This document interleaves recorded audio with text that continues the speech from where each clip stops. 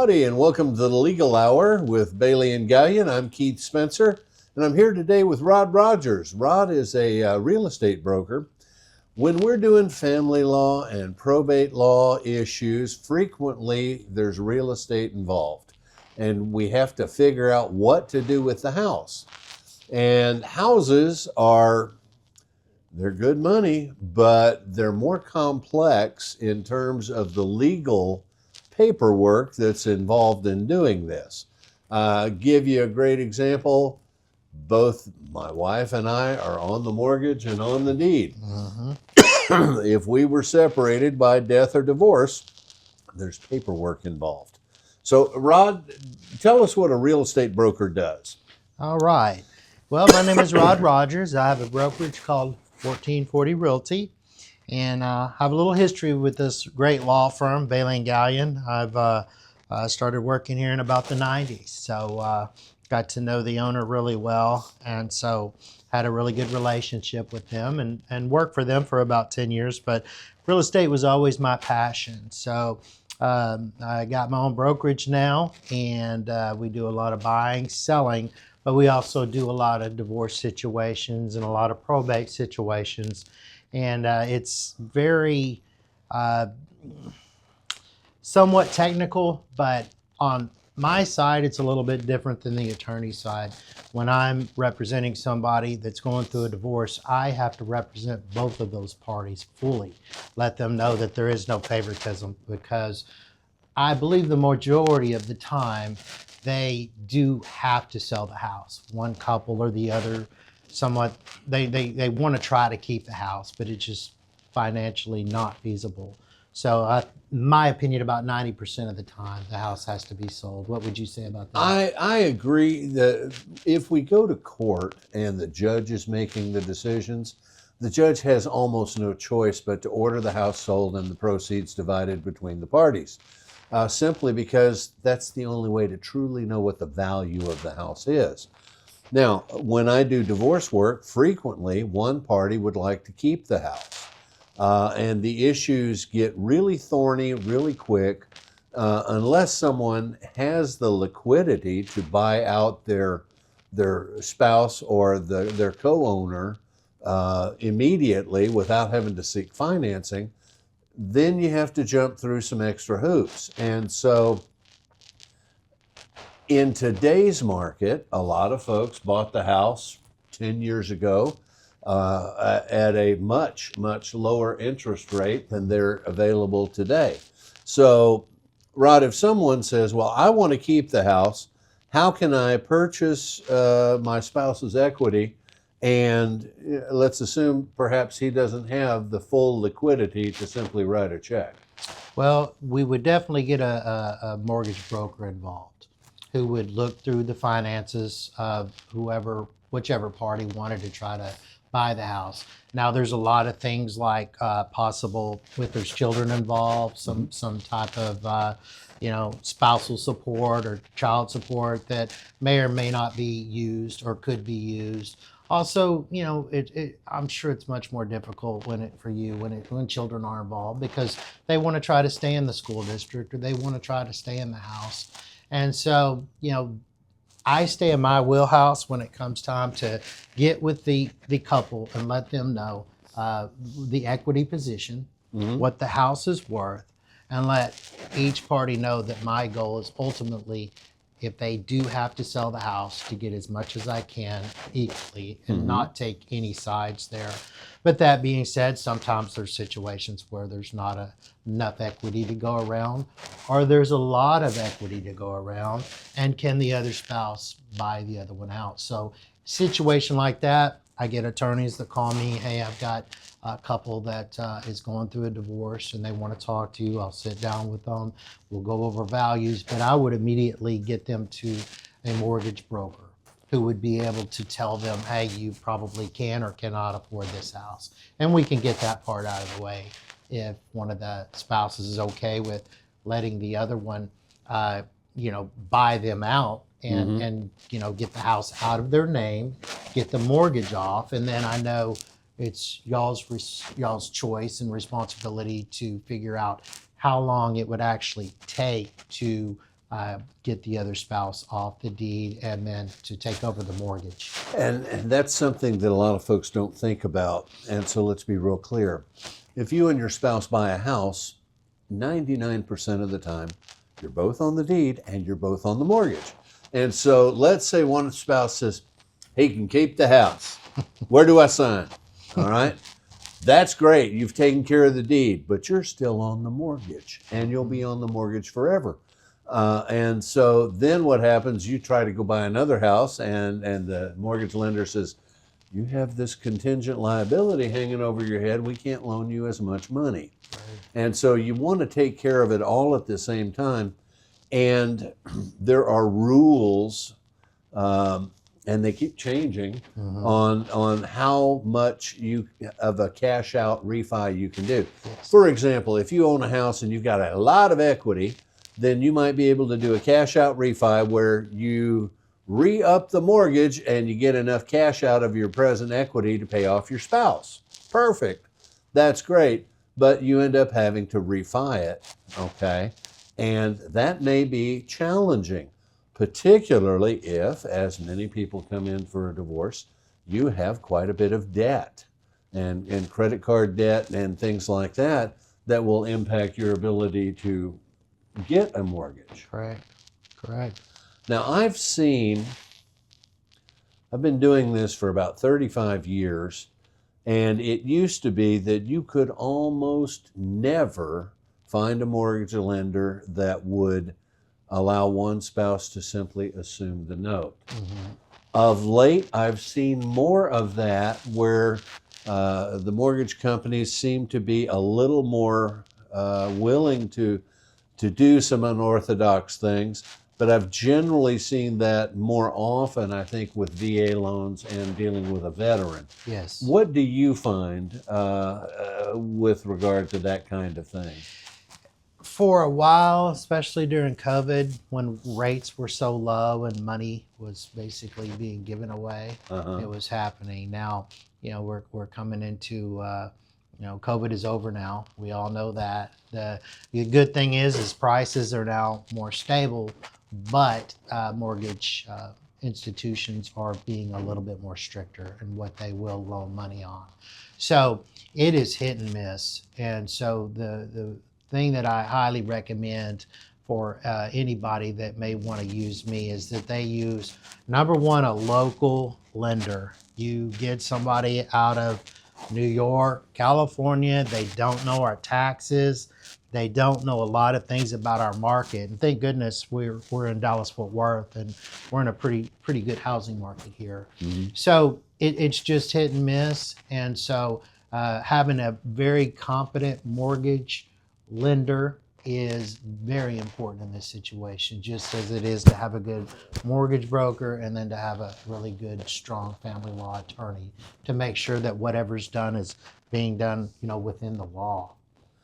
How many, and I know my crystal ball doesn't work either, but in general, would you say, what kind of percentage would you say of cases do you see where one party is actually in a position to do a cash out refi? About 50-50. If unfortunately it's usually the husband but then again, does the husband want to stay in the home? Because usually, I'm sure you see this more often than not, the kids go stay with the mom. So a lot of times I'll see a husband that will agree to let, say there's a junior or a senior, and they're about to get out of the house. They'll work something out to where he'll actually stay and pay for the mortgage and let the kids stay there. So, what I have found though is sometimes there's so many emotions involved, and sometimes you'll have and it's usually if kids are involved, because that's the most important part, because as parents we'll do a lot for our kids, but Sure. No kids involved, and then they start fighting over the chainsaws and the furniture And the blender, and then it can get a little bit ugly, and then the husband's put in a lot more money into the house than the wife, or vice versa. It's just as much as anything, there's finances, but there's emotions involved too. And so, if I can try to help work it out and it's best for the kids, I'd love for them to stay in the house. But in my experience, about 90% of the time, the house needs to be sold. And so my job is to let them know the value, what I can get for it, figure out their equity position. And then it's very important for me to let the couple know that as a broker, I do not take sides. And even if it's a good friend of mine,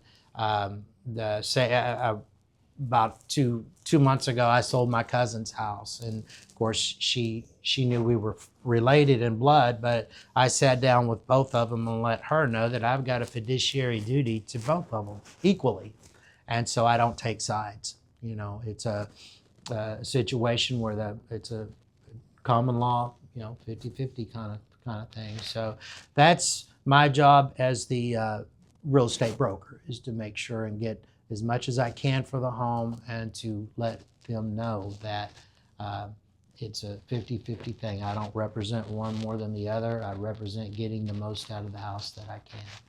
And when we talk about a 50-50 distribution, let's be clear from a family law point of view. The judge's job is to call balls and strikes. And I think there's a perception sometime from the old days that maybe one gender or another didn't get treated as well as the other. I don't find that to be the case these days, and I don't think it's been that way for a long, long time. There is no statute that says it's got to be divided 50-50. The courts are required to divide the estate in a fair and equitable manner, and there's a presumption that 50-50 is fair. Now, the court can deviate from that if the evidence is compelling to do so. And so, for example, I recently settled a case where one party offered 60% of the house to the other side in exchange for better treatment on the pension and retirement funds. Sure. And so there's a lot of trading that goes on. And you have to remember that most family law cases, most divorces, settle without a trial. And they settle because the two smartest people in the room, a husband and wife, know their kids better, they know their cash flow requirements better, they know their tax considerations better, they know their schedules better than anyone else in the world, okay? And so in a circumstance like that, you'd like those people making the decisions rather than the judge, because the judge is trying to be fair, but he doesn't have near the knowledge you have about your personal stuff, and he doesn't have the ability to start trading stuff out, okay? And so whenever possible, we encourage people to try and mediate so they can get the best tax treatment and the best cash flow and meet all of the baby's needs and that sort of thing.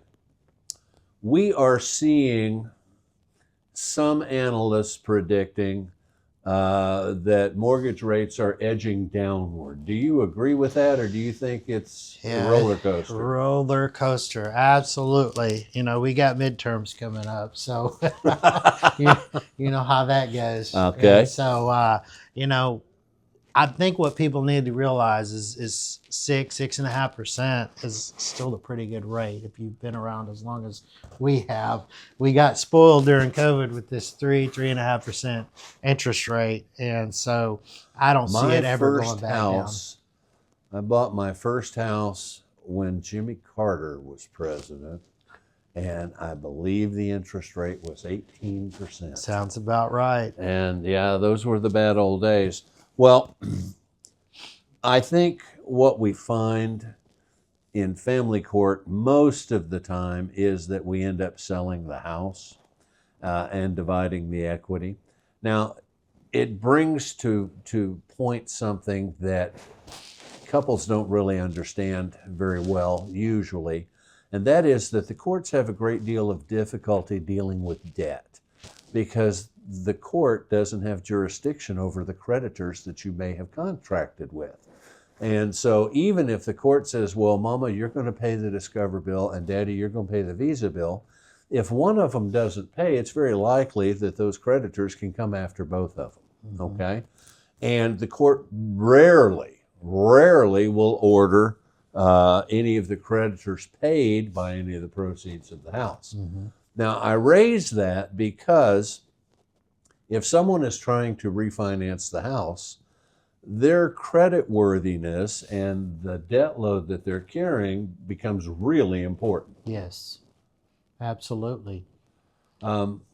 What kind of advice can you give folks who are contemplating having to do a refi or even just to qualify for a new mortgage?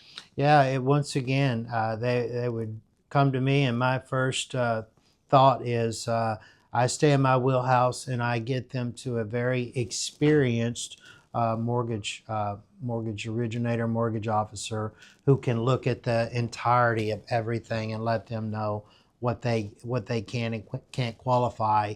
And that's hard, especially if the divorce settlement isn't there yet, because they don't know what kind of spousal support, anything like that, child support, there's children involved. So I would highly suggest on the house that they talk to a mortgage loan officer. And I do have several that can just sit down and be transparent with them. Can they afford to stay in the house?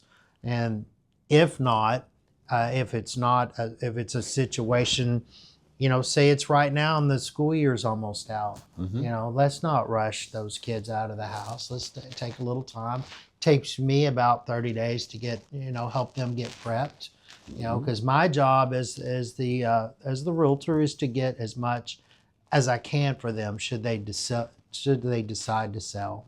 And you made a good point, though. I didn't mean to say that it's 50-50. It's 50-50 as far as I'm concerned, representing them and getting as much for the house. And then it's up to the attorneys and the courts to decide, will you take on this debt?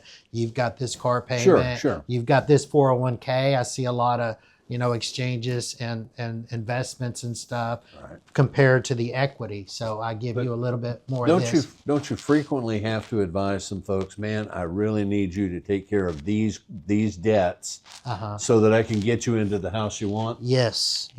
And again, that's part of my mortgage broker's job, is to let them kind of see, have a full sheet, a balance sheet of what's owed, what you make, and then what if they want me to help find them. A lot of times it's stressful because you want to try to stay in the same school district. So a lot of times they'll rent or just not rush out into going and buying something. Now, the other question I have for you is I see this quite a bit. How long, when one of the spouses wants to stay in the house, and of course the other one wants to move on. The time period that one spouse may give the other to get the mortgage taken care of, get them off of the mortgage if they can afford it, if they've got, rich daddy, or they've got the means to borrow off their 401k to move that. I've seen people ask for a year, never seen them give them that long. I've seen 3 months, and then they usually settle in somewhere between 6 months to 9. I think that's a fair statement. It rarely a year. And if we do that, it is almost always because we're waiting on a child to graduate, or somebody's having surgery and there's a recovery time and they're trying to give them some time for that. I would say that most of the time, if one party is trying to purchase the house, purchase the equity from the other spouse, usually it's between 90 days and 180 days. Okay. And if you can't get it arranged by then we're going to sell the house and we're going to move forward. Right. There's a lot on the news these days about the affordability crisis, and it's my understanding that the DFW area is actually one of the more stable housing markets. Absolutely. And it's been my understanding there's perhaps a little more inventory available here than elsewhere as well. What would you say the market looks like today, and what should people be thinking about? Well, thank goodness DFW is still a strong market. But that being said, it's absolutely still a buyer's market right now. So we are finding great deals on purchases. Uh, as far as selling the house, if we have to, of course, the better shape it's in, the quicker it sells. I was fortunate enough I listed a house last week that was just incredible shape. Mm-hmm.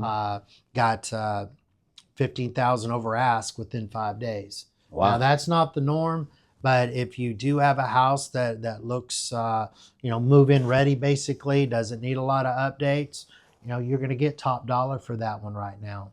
If it's needs updating or needs a little bit of work, it'll either take a little bit longer to sell, or you're going to leave a little bit of money on the table because of the investors. They're not going to pay the full value. But again, the market at DFW is still fairly solid. In my opinion, people look too much at the rates. Mm-hmm. When I'm working for them, let's find a house that's 50,000 under value, then one and pay full market value. And I think it's buy the house and date the rate, or marry the house and date the rate. That's so Okay. true. But I just think that a lot of people watch too much of the national news because these investors. It's a good sign when I've had over the last 2 weeks, something's going on, because I've had a ton of investors call me on my listings interested in them. Mm-hmm. And that's always a good sign that they're coming in and buying them. Now, they're not offering them full value, but I've seen that quite a bit lately, investors coming in. How is the inventory? Inventory's high right now. We've got good inventory. Now, these people that bought during the COVID and they've got those 3% rates, they're hard to get rid of that. So they're not leaving. Yeah, I leaving don't want those to homes double right my now. payment. Right. Yeah. So for instance, I do a lot in Tarrant County. I do a lot in Mansfield and Arlington. I think last Friday there were over 40 homes just that one day new on the market. Wow. So okay. yeah, so the inventory is still there, but it is a buyer's market right now. We're finding great deals, and so to me, it's never a good time not to buy, because it's all about finding the best deals. Everyone I know in the last 2 months has received unsolicited Yes. emails and texts saying, Mm-hmm. I drove by your house. I'd like to make an offer on it. Would you be interested? Yes. I haven't responded to any of those and Right. never would, but what does that tell you, Rob? It tells me a lot, and that I'm glad you brought that up. I won't name the brokerage, but these bigger brokerages are pushing the all cash offers. You're going to see that quite a bit, and they're paying 60% on the dollar. Now, how they're selling it is, hey, there's no showings. We don't have to be bothering you, But why would you want to give up that type of equity in your home? It's probably your biggest investment. Absolutely. And we have a record number of equity, these people in their homes. Mm-hmm. And so, even my first time buyers, that's what I love about real estate, is I can take just about any kid, graduates college. He wants to rent for a little while, that's fine. But say he knows an area he wants to live in. I can take that person and get them a starter home. Unfortunately, the idea of a starter home is, a lot of these people are just going out and buying a $700,000 house. That's not a starter home for me. My first house was $85,000, but I didn't sell that house. I kept it as an investment, and then I bought the next one, and I bought the next one. So that's what I love about real estate, is I could take just about anybody. And I know we're getting off the divorce tangent, okay. but that's what I do love about real estate is, if you want to have a little bit of discipline, you can have, by the time you're 30, you can have 4 or 5 rental homes.